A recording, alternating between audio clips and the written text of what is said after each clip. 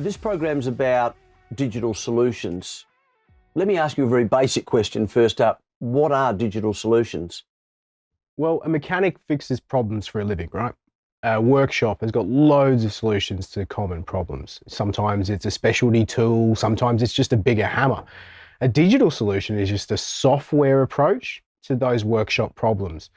And as Repco, we spend a lot of time listening to our mechanical workshops and listening out for the common stuff and then creating software to help make that easier. How long have digital solutions been around?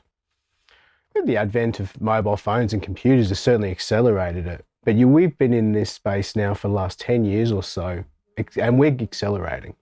Give us a couple of examples, Kev, of digital solutions and how they can help the mechanic and then ultimately, of course, help the customer. Yeah, absolutely. A couple of examples, easy peasy. One of the things is, though, there's so much out there that it can become a real barrier to entry. It can get quite confusing, all the different solutions that exist. Even in our own bag of tricks, we've got Repco Navigator Pro, which I'm sure you've heard about before. We've got Smart Quote, which is an award-winning quoting software. We've spoke about that at length in previous episodes as well.